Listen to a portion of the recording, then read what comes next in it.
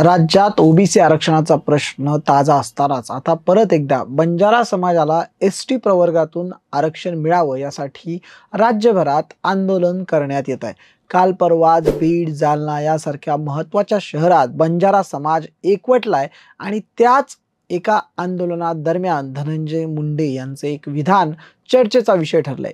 वंजारी आणि बंजारा आम्ही एकच आहोत असं धनंजय मुंडे म्हटल्यानंतर एकच वाद पुन्हा एकदा निर्माण होताना आपल्याला पाहायला मिळतोय। पण खरंच ऐतिहासिक पुरावे पाहता वंजारी समाज आणि बंजारा समाज हे एकच आहेत का? आणि बंजारा समाजाला एसटी प्रवर्गातून आरक्षण मिळालं तर काय होऊ शकतं आणि त्याला आरक्षणाला विरोध कोण करतंय? संपूर्ण गोष्टी आपण पाहणार आहोत ह्या व्हिडिओच्या माध्यमातून आणि सोबतच 3 महत्त्वाचे पुरावे जे बंजारा समाज आणि वंजारी समाजाला वेगळं करतात तेही आपण पाहणार आहोत। नमस्कार मंडळी, मी आहे अनिकेत आणि तुम्ही पाहताय न्यूज टापू।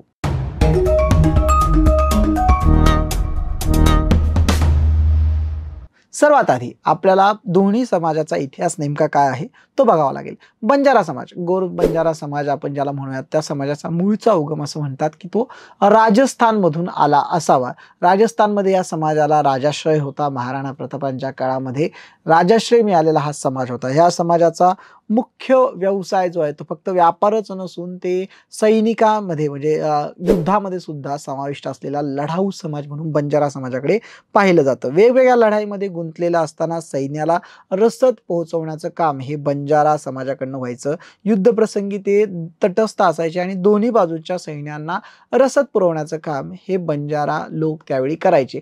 डोक्यावर असलेल्या लिंबाच्या डहाळीवरून, फांदीवरून त्यांची ओळख व्हायची आणि त्यांना कुणीही इजा पोहोचवत नव्हतं। मुघलांच्या काळामध्ये जेव्हा तिथलं संस्थान गेलं, महाराणा प्रतापांचं राज्य गेलं, त्यानंतर जर आपण पाहिलं तर सगळा तो बंजारा समाज हा महाराष्ट्राकडे आणि दक्षिणेकडे आलेला आहे।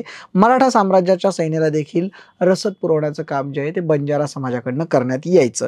अतिशय श्रीमंत असलेला हा जो बंजारा समाज सुरुवातीला व्यापारामुळे श्रीमंत असलेल्या या समाजावर जी त्यांची वाईट अवस्था झाली ती झाली ब्रिटिशांच्या काळामध्ये। ब्रिटिशांना शहरं त्यांनी काबीज केलेली होती, परंतु जंगलं काही काबीज करता येत नव्हती। त्यावेळी झालं असं की बंजारा समाज हा व्यापारी समाज होता। तो मिठ आणायचा, मिठाचा व्यापार करायचा, जंगलातली रस्ते सगळे त्यांना माहिती असायचे, परंतु त्यामुळे जो मोठा फटका असायचा तो फटका इंग्रजांना बसायचा। मग त्यानंतर पुन्हा इंग्रजांनी त्यांच्यावर ती गुन्हेगारी जात म्हणून त्यांना गुन्हेगारी जातीमध्ये टाकलं। मध्यंतरी एक तह झाला आणि त्या तहानुसार बंजारा समाजाची व्यक्ती जे आहेत, ते जे लोक आहेत ते बांधकाम मजूर म्हणून इंग्रजांकडे सोबत जे आहे ते काम करायचे। आजही जर तुम्ही बॉम्बेला गेलात तर अनेक मोठ्या ब्रिटिशकालीन ज्या इमारती आहेत त्या इमारती बांधण्यामध्ये याच बंजारा लोकांचा हात असल्याचं आपल्याला पाहायला मिळतात। यांनीच यांच्या कलाकौशल्यानं बांधलेल्या मोठ्या मोठ्या इमारती आज तुम्हाला देशभरात जे पण ब्रिटिशकालीन इन्फ्रास्ट्रक्चर आहे त्यामध्ये तुम्हाला ते पाहायला मिळतील। म्हणजे ब्रिटिशांच्या काळामध्ये त्यांच्यावर एक काय म्हणू आपण, त्यांना एक दुरावस्था जी झाली त्या समाजाची ती ब्रिटिशांच्या काळात, कारण गुन्हेगारी वृत्ती म्हणजे गुन्हेगारी जात म्हणून त्यांना घोषित करण्यात आलं। नंतर ट्रेन आली, रेल्वेमुळे हा जो व्यापारी करणारा समाज होता, व्यापार करायचा, इकडे तिकडे जायचा, दळणवळण करणं, भटका समाज ज्याला आपण म्हणूयात तो होता। तो समाज एक त्या रेल्वे आल्यामुळे त्यांच्या व्यापारावर सुद्धा त्याचा इम्पॅक्ट पडला आणि त्यामुळे त्या समाजाच्या हातून जो काही त्यांचा मूळ रोजंदारी किंवा जी उत्पन्नाचं साधन आहे ते त्यांच्याकडनं हिरवण्यात आलं आणि त्याचमुळे बंजारा तरुण जे आहे त्या काळामध्ये हे गुन्हेगारीकडे वळाले आणि त्यानंतर ब्रिटिशांनी गुन्हेगारी जात म्हणून जे आहे त्या बंजारा समाजाकडे बघण्यात आलं, त्यांना तसं सांगण्यात आलं। आजही जर आपण पाहिलं विदर्भ, मराठवाडा, महाराष्ट्रामध्ये जर पाहिलं तर विदर्भ, मराठवाड्यातल्या जवळपास 11 जिल्ह्यांमध्ये मोठ्या संख्येने आपल्याला हा समाज आढळतो। व्हीजेएनटी प्रवर्गात हा समाज आपल्याकडे येतो, भटक्या विमुक्त जातींच्या ह्याच्यामध्ये, आणि 3% आरक्षण या सध्या समाजाला देण्यात आलेलं आहे। पोहरादेवी यांचं मूळ स्थान मानलं जातं, म्हणजे मुख्य जसं आपण 4 धाम हिंदू धर्मात म्हटलं जातं तसं पोहरादेवीचा आदेश या समाजासाठी अंतिम आदेश असतो। वसंतराव नाईक जेव्हा महाराष्ट्राचे मुख्यमंत्री बनले तेव्हा त्यानंतर बंजारा समाजासाठी एक चांगलं काम त्यांच्या नेत्यांनी, वसंतराव नाईकांनी ते केल्याचं आपल्याला पाहायला मिळतं। आता हा झाला बंजारा समाजाचा इतिहास, पण यासोबतच दुसरा समाज जो एक आहे असं सांगितलं जातं तो म्हणजे वंजारी समाज। वंजारी समाजाचा इतिहासाचा जो उगम आपण पाहिला, उगम किंवा सुरुवात जर आपण पाहिली तर ते बंजारा समाजाप्रमाणे आपल्याला काही अंशी पाहायला मिळतं, कारण दोन्ही समाज जे आहे हे मूळतः व्यापारी समाज होते. म्हणजे देशभर बैलाच्या पाठीवरून माल वाहतूक करण्याचं काम हे वंजारी समाजाकडनं त्यावेळी करण्यात यायचं आणि ही जमात सुद्धा जी होती ती लढाऊ जमात मानली जायची. अगदी महाराणा प्रतापांचा जो संबंध आपण बंजारा समाजासंदर्भात सांगतो तोच वंजारी समाजाच्या याच्यामध्ये होता. त्यांचे मुख्य लढवय्ये जे होते त्यामध्ये सुद्धा 2 वंजारी समाजाचे लोक जे होते, फतेसिंग आणि भल्लसिंग वंजारी हे देखील त्या काळामध्ये ते त्यांच्यासोबत होते. आता या संदर्भात काय सांगण्यात येतंय की वंजारी समाज जो आहे तोही औरंगजेबाच्या वेळीच मुसलमानांबरोबर ते दक्षिणेत आले असं सांगण्यात येतं, पण याचा कुठलाही ऐतिहासिक पुरावा जो आहे तो त्यांच्याकडे नव्हता. परंतु जेव्हा हे इकडे आले म्हणजे वंजारी समाज हा इकडे आला तेव्हा तो शेतमजूर म्हणून सुरुवातीला काम करू लागला. आजही जर आपण पाहिलं तर मोठ्या प्रमाणावर ऊसतोड करणारा समाज जो आहे, ऊसतोड जे करणारे जे लोक असतात ते आपल्याला वंजारी समाजाचं प्रतिनिधित्व करताना आपल्याला पाहायला मिळतात. आता जर आपण पाहिलं तर बंजारा आणि वंजारी समाजामधले बेसिक फरक काय आहे? सगळ्यात पहिल्यांदा म्हणजे वंजारी समाज जो आहे तो त्यांची बोली भाषा जी आहे ती ग्रामीण मराठी भाषा तो बोलतो, परंतु बंजारा समाज जो आहे त्यांची बोली भाषा ही गोर भाषा आहे. लंबाडी जी भाषा जे बोलतात ती भाषा बोलतात.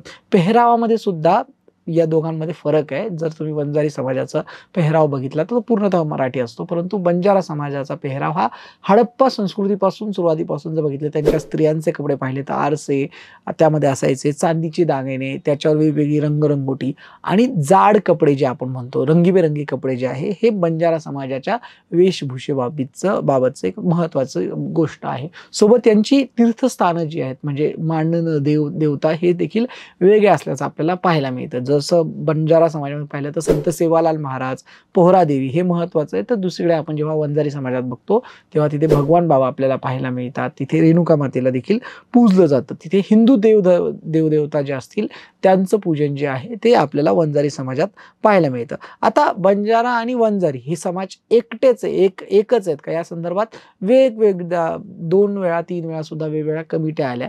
यामध्ये फक्त नामसाधर्म्य असल्याचं बोललं जातं.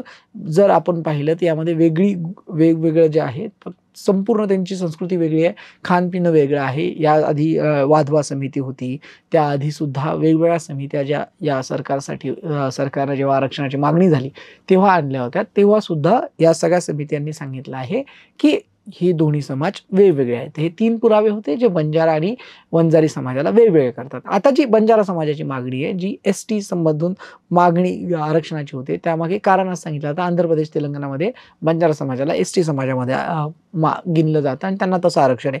1920चा हैदराबाद गॅझेटियर जो सांगितलं जातं ज्यातून मराठा समाजाला आता कुणबी म्हणून दावा जो सध्या केला जातोय त्याच अनुषंगाने बंजारा समाजाला एसटी प्रवर्गात घेतलं जावं अशी त्यांची मागणी आहे. परंतु बंजारा समाजाला एसटी प्रवर्गात घेण्यामध्ये आदिवासी समाज जो आहे जो मूळ एसटी प्रवर्गात महाराष्ट्रात आहे त्या समाजाचा इथे तीव्र विरोध आपल्याला पाहायला मिळतो. धनंजय मुंडे यांनी केलेलं विधान आपण काल पाहिलं, त्यानंतर एक वादंग उभा झालेला आहे आणि त्यामुळे बंजारा समाजातून सुद्धा विरोध केला जातोय मुंडेंच्या त्या विधानाचा.